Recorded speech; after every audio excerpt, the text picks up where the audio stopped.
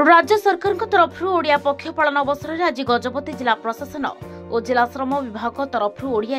नामफलक अभियान और सचेतनता पदयात्रा जिलापाल कार्यालय जिलापाल श्रीयुक्त विजय कुमार दास मुख्य अतिथि भाव में जोगदे आनुष्ठानिक भाव में पताका देखाई शुभ उद्घाटन कर यार उद्देश्य जिले में ओडिया भाषार फलक लिपिबद्ध निमंते जनसाधारण को सचेतन सृष्टि करने निज दुकान एवं वाणिज्य प्रतिष्ठान नाम फलक ओडिया लेखि ओडिया भाषा को सम्मान देवाई पदयात्रा कर सचेतनता कार्यक्रम में ओडिशा दुकान और वाणिज्यिक प्रतिष्ठान आईन अनुଯାयी ओडिया भाषा नाम फलक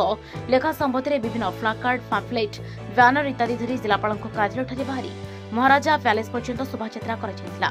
अवसर में सहर समस्त दुकान और व्यावसायिक प्रतिष्ठान और बस रे नाम फलक को ओडिया भाषा लिपिबद्ध करने निमंते अनुरोध कर शोभायात्रा जिला श्रम अधिकारी गजपति श्रीमती भारती बेहरा अतिरिक्त श्रम अधिकारी जिला सूचना और लोकसंपर्क अधिकारी समेत स्थानीय स्वयं सहायक गोष्ठी महिला और श्रमिक कर्मचारी माने सामिल होई सचेतन कराइथिले। श्रम अधिकारी गजपति कोन केबा जे ओडिया पक्ष अवसर रे ओडिया भाषार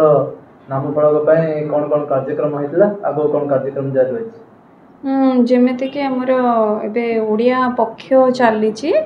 1 एप्रिल रु 14 एप्रिल पर्यंत आमको श्रम आयुक्त निर्देश अनुसार आम 4 तारिख रे आमको निर्देश थिला और तदनुसार आम आज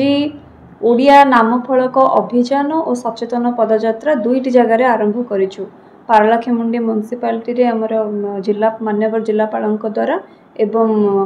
एनएसी काशीनगर एनएसी ठारे गोष्ठी उन्नयन अधिकारी द्वारा शुभारंभ होइछि एवं आमर रथटी मध्य पूरा सहर आमर एनएसी परिक्रमा करिछि।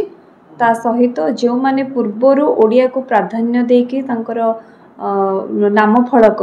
ओडिया साइन बोर्ड लिखिचंदी ओडिया रे सेमानंको आमी फूल देकी सेमानंको संवर्धित प्रशंसित करिछु।